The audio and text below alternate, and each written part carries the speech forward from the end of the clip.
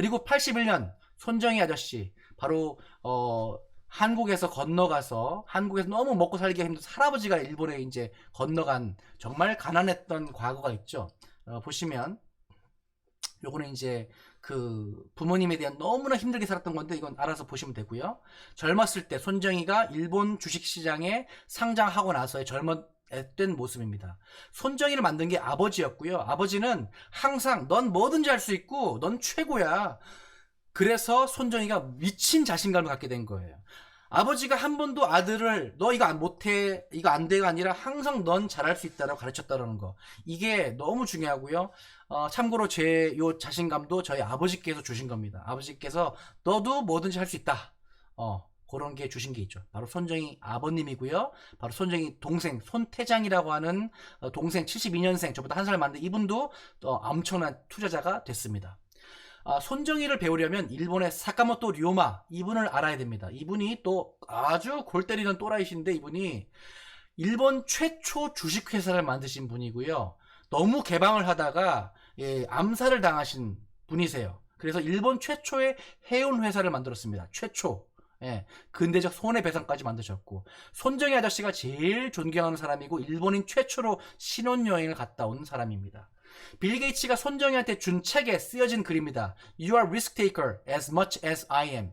너는 나처럼 위험을 테이크하는 사람이구나.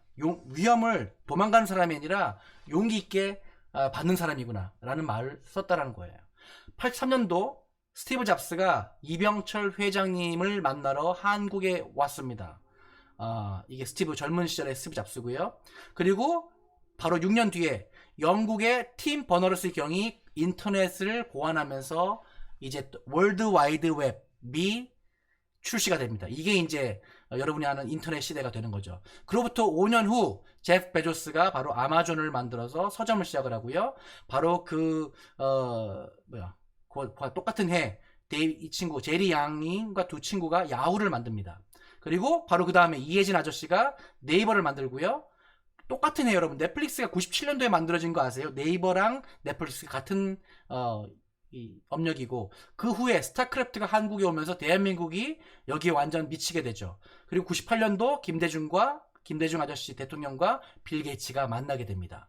그리고 그 해 9월 구글이 만들어지고요. 저랑 동갑내기예요. 이 둘이 세르게이 브린, 레리 페이지, 스탠포드 대학생인데 둘이 구글을 만들게 됩니다. 바로 9월 27일. 그리고 2000년도에 보시면 이 마윈이 손정희를 만나서 이때 42살이고 35살이에요. 딱 6분 만에 240억을 투자하게 됩니다. 손정희 아저씨가. 그리고 14년 후에 알리바바는 186조에 뉴욕에 상장해요. 지금 알리바바의 38%가 34%인가? 손정희 아저씨 건데 240억을 투자해서 186조, 여기에 34% 내지는 35%가 바로 손정희 아저씨 거가 됩니다. 그래서 희대의 두 또라이 천재들이 만나서 엄청난 사고를 치르게 되죠. 그리고 여러분 지금 아는 앨런 머스크가 페이팔을 1999년에 인수하게 됩니다. 2003년 여러분 모르셨죠? 테슬라를 만든 게 앨런 머스크가 아닙니다. 여러분, 마틴 에버하드랑 마크 파테닝 이 두 사람이 만든 게 테슬라고요. 앨런 머스크가 테슬라 뺏어온 거예요. 투자한 다음에. 여러분 모르셨죠? 그 내용은 요거 보시면은 나옵니다. 지금 원래 만드신 분은 폭스바겐 연구소장으로 가 있고요. 원래 투자한다고 들어갔다가 회사를 뺏은 게 앨런 머스크입니다. 그래서 여러분, 사업은 전쟁이에요. 평화 없습니다. 자, 2003년 바로 하버드 이영의 제 후배가 페이스북을 만들었습니다. 이게 원래 모델이고 이게 자기 얼굴이에요. 여러분, 마크 zuckerberg 얼굴이었고, 정말 허접했던 초창기 이 페이스북이 바로 17년 전, 18년 전이죠. 이렇게 커질 줄 누가 알았겠습니까? 그래서 보시면 이 대학생 시절에 마크 zuckerberg예요. 이렇게 저희 기숙사 요렇습니다. 보통 컴퓨터 보시고요. 그 영화도 나왔고요. 자, 페이팔 2004년도에 앨런 머스크가 이때 투자자로 하면서 테슬라를 얻게 됩니다. 되게 중요하죠. 여러분 다시 한번 말씀드립니다. 테슬라를 만든 거 앨런 머스크가 아니에요. 투자자로 들어가서 뺏었습니다. 그거 아셔야 됩니다. 자, 2005년도 손정희 아저씨가 스티브 잡스를 만나면서 말을 합니다. 야, 아이폰 독점권 나 줘. 이때 아이폰 출시되기 2년 전이에요. 여러분, 2007년 나왔으니까 나 아이폰 독점권 줘. 그랬더니 스티브 잡스가 야 너 그 텔레콤사 없잖아. 없었어요. 휴대폰 사업이 없었어요. 근데 무조건 나 달라. 그 다음에 일본에 있던 보다폰을 인수하면서 이거를 가져오게 됩니다. 그래서 배포가 뭐냐면 준비도 안 된 손정희가 스티브 잡스한테 가서 야 나 독점권 줘. 그 다음에 그 약속을 지키게 되죠. 배포가 세다라는 겁니다. 없어도 있어. 할 수 있어. 없어도 만들면 된다. 정주영 회장님의 맹글면 된다. 다시 태어난 그런 화신 같은 거죠. 그 내용이 여기 다 나옵니다. 읽어보시면 되고요. 2006년 구글이 유튜브를 인수를 하게 됩니다. 2007년 애플이 나오고요. 2008년 애플은 소프트뱅크에 독점권을 주고 그 다음에 리그 오브 레전드가 2009년에 나옵니다. 여러분 지금 한국의 10대 아이들이 미쳐있는 이 게임이 바로 12년밖에 안 된 대학생들 2명이 만든 게임이고요. 2010년 아이폰 김범수가 아이폰 때문에 카카오톡을 만들면서 딱 10년 만에 5조를 기부하게 된 것이죠. 아이폰 때문에 수혜 입은 사람이 굉장히 많습니다. 그리고 바로 그해 김봉진이 배달의 민족을 출시하고 회사는 5개월 후에 회사를 설립합니다. 재미난 이야기죠. 그 다음에 2010년 테슬라가 나스닥에 상장이 되고요. 미국 국적 하버드 출신 김범석이 한국에 쿠팡 설립한 것도 8월 10일 2010년입니다. 그렇게 해서 2015년 총 한 3천억 정도, 3조 3천억 정도를 투자받게 됩니다. 2015년, 2018년도에. 그리고 야후는 망해요. 그 이후에 이제 16년 야후는 사라지게 됩니다. 그리고 2019년 12월 김봉진은 독일에 5조에 매각하게 되죠. 네. 잠시만 전화가 갑자기 와가지고 이제 거진 끝났는데 괜찮으세요 여러분? 네. 한 5분이면은 끝을 나게 될 겁니다. 그리고 이제 작년에 코로나가 왔습니다. 여러분 한 200년간의 어떤 발명의 혁신의 이야기를 봤는데 자 코로나로 인해서 여러분 디지털 변화가 더욱 빨라졌고요. 기존의 학교 시스템 모두 망가지고 무너졌습니다. 다 새로이 바뀔 거고요. 올해 말까지 마스크 제가 못 벗고요. 백신 저거 문제 많습니다.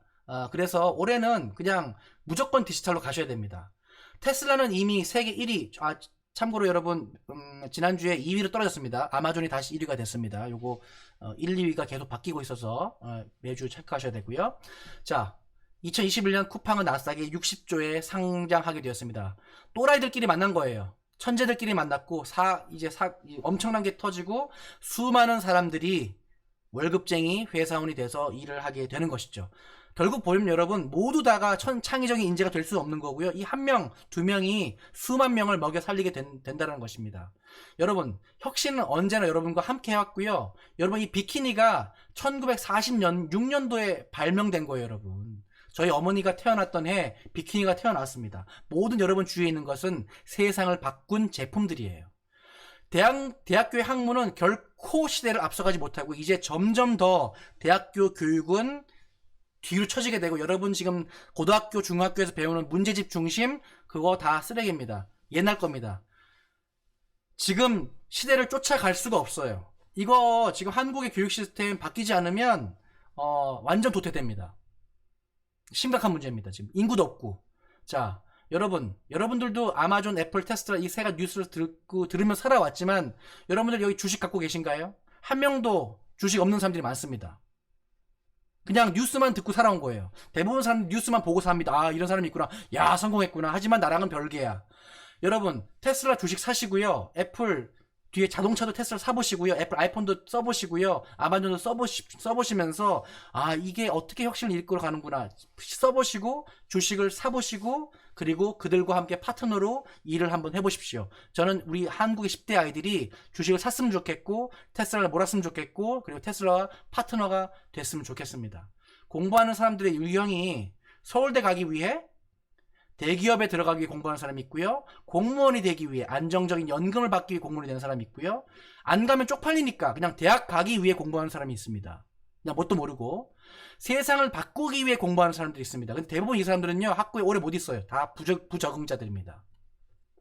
대학을 가는 이유는 많은 사람들은 그렇습니다. 먹고 살기 위해 99% 그렇습니다. 근데 대학 나오면 먹고 살기 쉽다는 말은 거짓말입니다, 여러분. 대학 나와서 먹고 살기 쉽다는 말 절대 애들한테 거짓말하지 마십시오. 이제는 대학 나와도 먹고 살기 어렵습니다.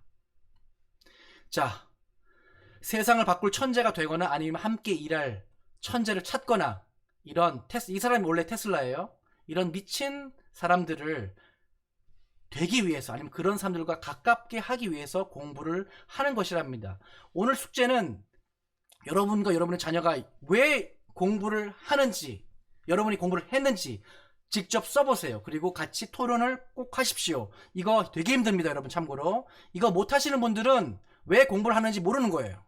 왜 했는지조차 정확하게 적지를 못하는 것입니다. 이거를 반드시 적어서 아이들과 꼭 나누는 시간을 갖도록 해보십시오. 대부분 못합니다. 99% 못합니다, 이거.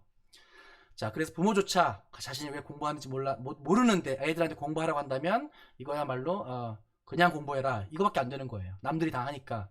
그래서 세상을 바꾼 사람들, 어떤 사람들은 그들을 천재들이라 부르고요, 어떤 사람들은 그들을 모험가라고 부릅니다. 그들은 학벌과 학위와 무관하고요, 공통점이 있습니다. 그들은 아파트보다 용기를 상속했습니다. 애들한테 강남 아파트 상속하는 것보다 용기를, 그리고 호기심을 상속했습니다. 남들이 가지 않는 길을 먼저 가는 법을, 그리고 남들이 하지 않는 괴짜가 되는 것을. 아인슈타인이에요. 세상을 바꿀 수 있다는 그걸 믿는 미친놈이 되는 것을, 바로 애플의 광고였죠. 그런 미친놈이 되는 것은 부모들이 아이들을 그렇게 가르쳐 줘야 됩니다. 한국처럼 왕의 신하가 되고 싶어하는 나라, 한국은 아직도 조선시대고요, 항상 왕의 신하가 되고 싶어하는 장원급제의 나라라고 저는 개인적으로 봅니다.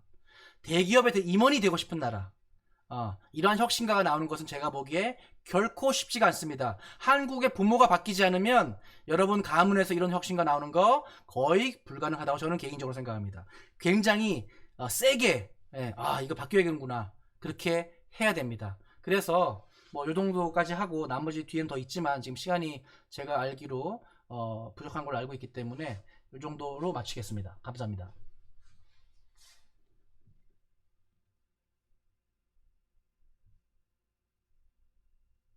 제가 몇 분 했나요?